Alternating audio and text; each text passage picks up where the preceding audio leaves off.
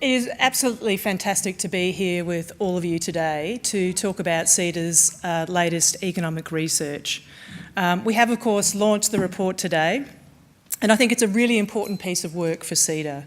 Connecting People with Progress is a pivotal document aimed at recalibrating the priorities for economic development to secure future progress that is tangible and relatable to the Australian community.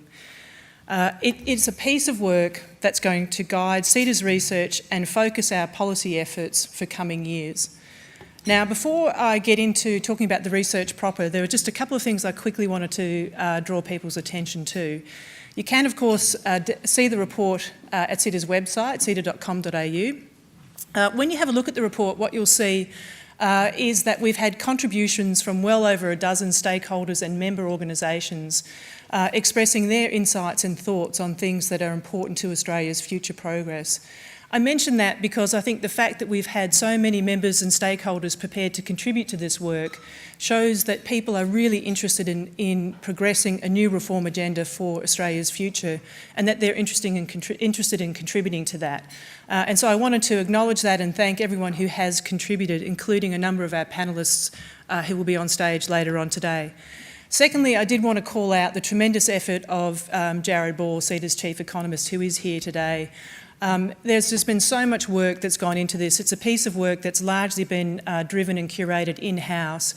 And when you have a look at the report, I think you'll understand just how much work has gone into that. And credit to Jared for everything that he's done for that. So I did want to thank him for that. And thirdly, before I get into the research proper, you'll see on your tables one of these documents, which summarises CEDA's research findings. So in addition to publishing our research digitally, we've developed this as a way of trying to connect our message to a far wider audience than we have in the past. It is part of an ongoing effort that we're making to try to communicate complex ideas and important issues for Australia in different ways. And I just wanted to call out the communications team from CEDA, many of whom are here today, because they too have worked tirelessly to try to do something different and to bring it to this audience and to a wider audience. So thank you for doing that. Now, housekeeping out of the way, what do I want to talk about today? What I wanted to talk to you about today is why CEDA has undertaken this work and why now, what we found, and to talk about the policy stack that CEDA believes is critical for future economic success. So firstly, why have we done this work and why now? Well, Australia has enjoyed 27 years of uninterrupted economic growth, a world record. Looking at the headline numbers, we've been incredibly successful. However, there is a palpable disconnect between the narrative around the need for economic growth and development for Australia's ongoing prosperity and the expectations of the community. CEDA's Community Pulse 2018 research, released earlier this year in June, was a nationwide poll asking people how they felt about Australia's economic progress and the issues that mattered most to them. This poll showed that despite our economic success as a nation, only a small percentage of Australians believe that they have personally gained a lot from Australia's record run of economic growth. This disconnect is concerning, and it matters. It matters because if people feel that they have not benefited from sustained growth, they will see little reason to support future growth and economic development. For CEDA, those survey results must mark a low point in terms of the community's disconnect from growth. We must find ways to rebuild community trust that policy and growth are being pursued in their best interests. The question, of course, is how to do so. Therefore, in undertaking this research, CEDA wanted to reflect on three important issues. What has our record run of economic growth delivered? In other words, what have we done well? Where have we fallen short? And how should we refocus policy discussion and reform so that it relates to the community? Policy that matters to people's lives. So let's start with progress delivered. Australia has realised incredible gains through the expansion of the economy, trade, technology and investment. Let me quickly roll through some of the headlines that you may be familiar with. Our economy has tripled in per capita terms since 1960. The average disposable income of Australians has increased 2.5 times since 1960.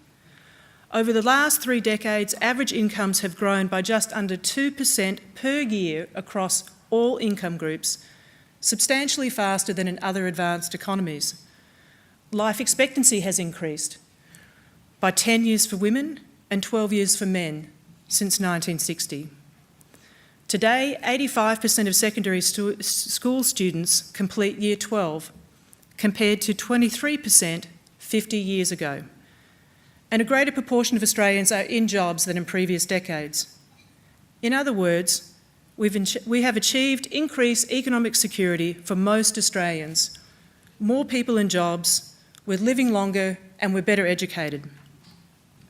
And a standout feature of Australia's economic success has been our incredible resilience to economic shocks.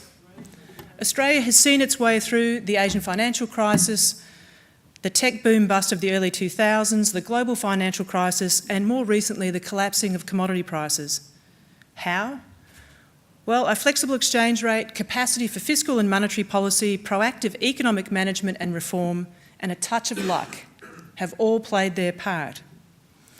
We should not underestimate just how important this resilience and the avoidance of recessions has been in preserving and enhancing the livelihoods of many, many Australians. Australia has achieved all of this through its own unique brand of economic development. It is a brand of economic development characterised by strong immigration and multiculturalism, underpinned by a social compact to share prosperity, and an embracing of openness that has positioned Australia to benefit from globalisation and growth in Asia through both trade and investment. Now, despite this progress, we also know that there are areas where growth quite simply has not delivered. While measured inequality at the aggregate level has not increased in the last decade, too many Australians remain disconnected from opportunity and prosperity. Like the 700,000 Australians who find themselves in persistent and recurrent poverty. Like too many Aboriginal and Torres Strait Islander people and communities who are not being afforded the same economic and social opportunities as others in our society. And the 585,000 odd young Australians not in school or fully engaged in study or employment. We do need to do a better job of connecting women to prosperity. Women are underrepresented in senior roles, they get paid less on average, they have less superannuation on average, and they still do most of the housework. And while strong immigration and population growth have underpinned our success, we failed to predict or address growing pains in our capital cities. Housing affordability, congestion, and access to public transport are all areas of concern. Our environmental performance has been described as Australia's Achilles heel. Australia's biodiversity is under threat. And we still do not have a credible, consistent and efficient policy for reducing emissions. All the more surprising given that both major political parties went to the 2007 federal election supporting an emissions trading policy. So a decade of lost opportunity on that front. We face emerging limits to the progress that has been achieved. Australia's productivity growth is not at the levels that underpin solid income growth in the past, and quite frankly, we know that in the future we're going to have to do more with less. That all-important resilience to economic shocks that I just mentioned has eroded. Government and household budgets look more vulnerable in the event of an external shock. We have less wriggle room, and we need to build our resilience in other ways. And we face new challenges, including how to make the most of the next wave of great structural change, what we might like to think of as virtual globalisation. This takes me now to CEDA's reform priorities for the future. Now, what you might expect me to do at this point is to outline a headline-grabbing list of must-have reforms. There are some that I could advocate without too much hesitation. Implement the NEG, for instance.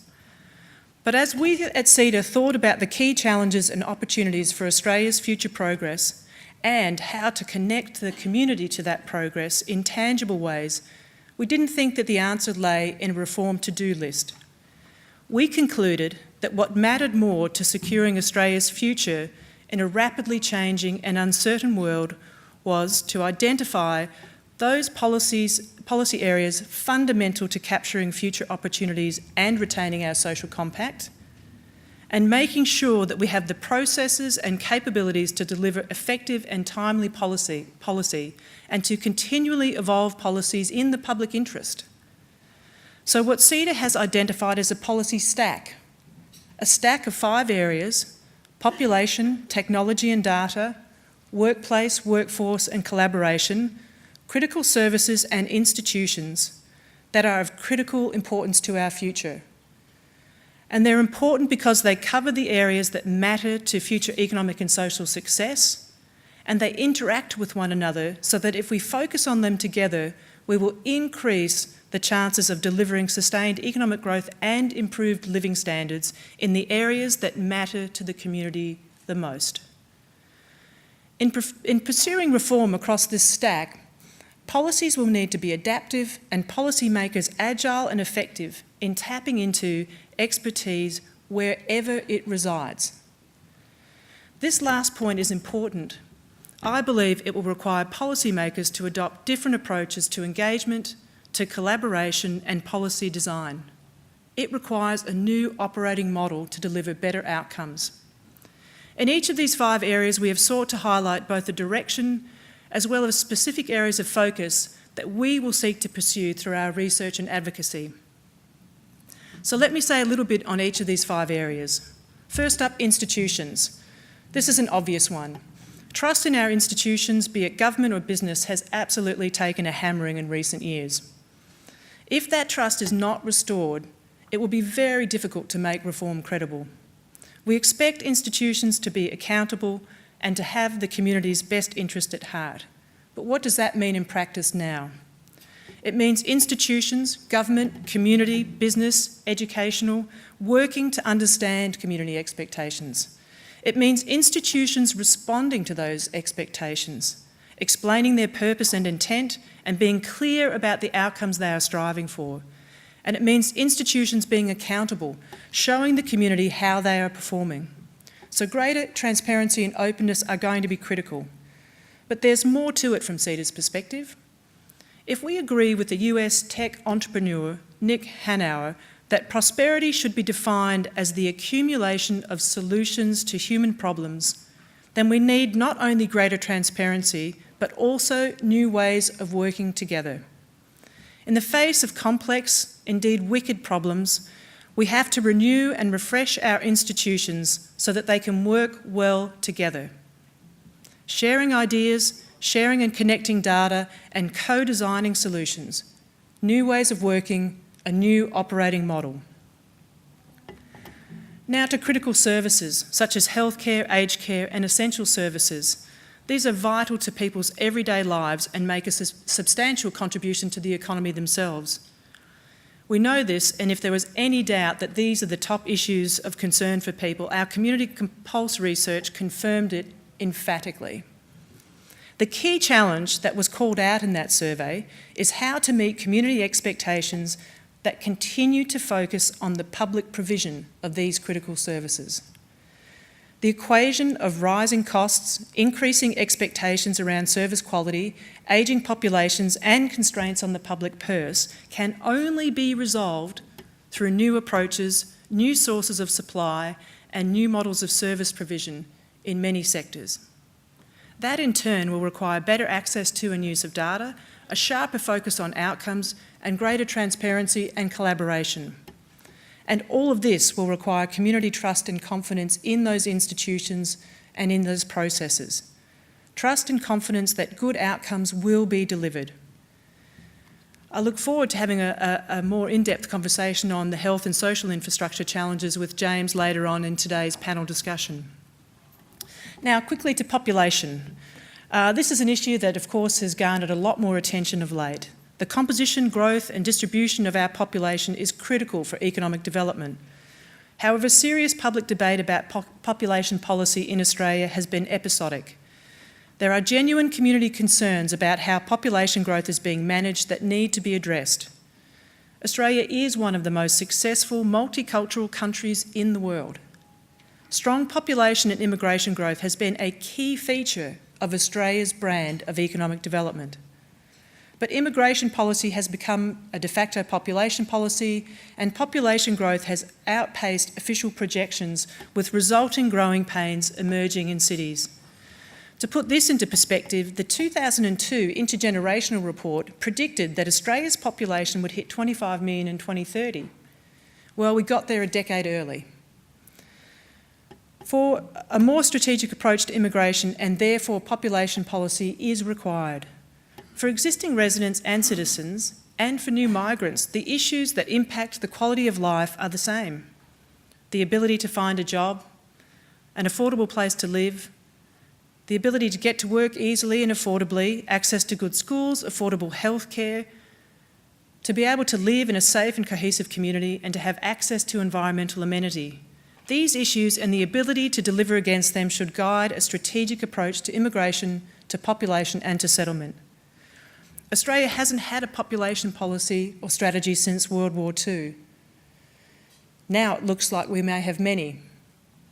There's a long list of elements that each of these strategies must include if they are to be effective. And of course, strategies across the jurisdictions must work together. This will be an important test for one of Australia's most important institutions, our federated system of government. The issue of population should be a cornerstone of a revamped COAG agenda. Now let me turn to workforce and workplace. Of course, in so many ways, it is in workplaces around Australia where we will succeed or fail in connecting people to future opportunities and progress. The issues are easy to list, but harder to deliver on. What are the big challenges and what's our area of focus? Firstly, there are too many people not getting the education they need. The disadvantages associated with this are building on one another, and we now have clearly identified groups who are consistently disconnected from prosperity. Government policies on the whole are not making inroads. It's time to focus on what the Productivity Commission calls handmade solutions, because this is where the better outcomes are being achieved. Secondly, our education systems have to evolve to enable lifelong learning. Now, I know this is a catch-all, often overused term, but let me be clear. A front-loaded, once-in-a-lifetime education to support a once-in-a-lifetime career is not the way of the future. Concerningly, issues like access to new skills and training throughout working life and the ability to move between jobs and sectors were not issues that people flagged in our Community Pulse survey as being important to them. In fact, quite the contrary. Now, maybe that's because the systems are working well. I'm not sure. But I'm not going to say too much more about this because I might steal some of Attila's thunder, and I wouldn't want to do that. So Attila will be speaking to some of these issues in our panel discussion later on. Finally, the vexed issue of workplace relations. For far too long, we've failed to have a joined-up conversation in Australia on this topic. Too often the debate is a polarising one, about system change, more regulation, less regulation, and nothing in between. The workplace relations legislative framework is an important part of this jigsaw, but let's not neglect the much broader set of factors that contribute to productivity and collaboration in workplaces, including education, managerial skills, competence, organisational culture, structure and communication.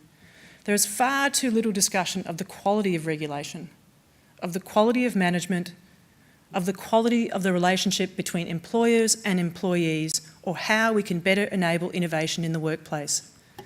I'm proud to say that in this section of our report, there are external contributions from people representing business, workers and the education sector. I think this shows you that there is an interest in and a commitment to a more joined-up conversation in this country. I think CEDA has the power to broaden this even further and to keep a constructive conversation going in the future. Finally, technology and data. Of course, this underpins all of the issues that I've touched on already. Technology and data are central to efforts to raise productivity, we know this. And we know that Australians were rapid adopters of information and communication technologies in the 1990s. But we've slowed down and we need to recapture that enthusiasm. Technology has a role to play in addressing the key challenges in areas like critical services and in areas such as energy, health and transport. But the solutions will not be straightforward, and they will always require a focus on public interest and on communicating this public interest well. The My Health Records experience, I think, is a case in point, where it appears that too little attention has focused on communicating the significant public benefits associated with better linkage and use of health data. While the future may be difficult to predict, we cannot afford to passively accept or to react to technological trends. This would risk Australia having a workforce underprepared for change, a regulatory framework that stifles innovation and competition, or fails to adequately protect human rights, and a tax system that no longer collects adequate revenue. Most importantly, reactive default yes or default no approaches to policy or ad hoc policy interventions will undermine community trust in the genuine power of technology to drive improved standards of living. Government has an important stewardship role to play, and it must do this in a way that puts people and public interest at the centre of policy and technology. One great example of this is the commitment to legislate a national consumer data right.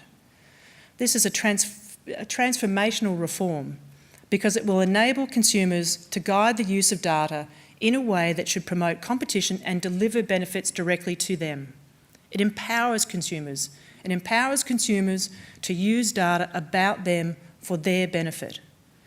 Getting the balance right, including a focus on proactive engagement first and regulating second, will be tricky, but vital for encouraging beneficial new technologies and engendering community trust. Governments will need to find ways to get up close to emerging technologies, to understand their implications and to develop good policy and regulation. Building internal capabilities and broad and trusted external relationships will be critical. Again, the new operating model. Ensuring that those at the forefront of technology understand the community issues and expectations guiding government will also be very important.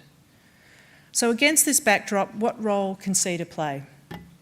Most importantly, we believe that our cross-sectoral membership base, a membership base that includes business, government, academia and the not-for-profit sector, will enable CEDA to bring unique insights to the policy issues that we have highlighted. And in case you missed it on the way through, we think greater collaboration must be a feature of Australia's brand of future economic development. Already we're starting to dig into a few of these topics as part of our 2019 research agenda, and over time our expectation is that CEDA's research and advocacy on key issues within each of these topics will evolve as the critical issues themselves emerge. However, along with the greater focus on this policy stack, CEDA believes that Australia needs to significantly change how it thinks about reform. In the 1980s, Australia required major economic reform. There were big ticket items, freeing Australia from the shackles of trade protection, floating the dollar, and reforms in domestic markets. In fact, these are the reforms that have underpinned the economic success that we have enjoyed for 27 years. But they were reforms that could largely be done once. The next generation of reform will need to be different. Policy frameworks must be more nimble and responsive. Policy and regulation are struggling to keep up with both the community's expectations and the pace of change. That needs to change. To use a technology analogy that's probably already out of date, we need a plug-and-play policy approach. Now, I know Uber's been used as an example many times over, but it is a prime example of policy being unable to keep up. The Uber model is a pretty simple one. It shouldn't take government 2 years to deal with the regulatory requirements around a market disruptor. The community certainly didn't wait to embrace ride sharing. 5 years since its official launch, almost one in five Australians are using Uber, and recent growth has been exponential, more than tripling in just the last 2 years. However, there are other examples. It shouldn't take a Royal Commission to see changes in areas that the community has been raising concerns about for some time. Essentially, we need to change the policy building blocks so that Australia has the right foundations to develop new policy solutions that can be easily plugged in and updated to secure economic development as circumstances change, and they will do so more rapidly in the future. How we talk about change also needs to evolve. In the past, major change has come about because of a burning platform or a significant threat. I hope that we might drive change now by engaging with the community and painting an aspirational picture of the future, a future that people want to be a part of. This will set our community up for future and enduring success. There will be no doubt that there will no doubt be many challenges, and challenges about how we tackle policy and emerging opportunities. But we've faced fundamental reform challenges in the past and we've succeeded. We've stared down inflation persistently running at double digits, not to mention double-digit unemployment after recessions. The challenges this time are different, but fundamentally they require the same kind of courage and creativity.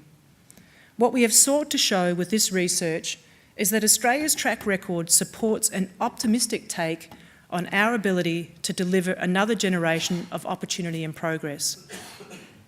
This is the approach that CEDA is taking, and I look forward to using this report as the starting point for our future discussions and collaboration to build that optimistic future. Thank you very much.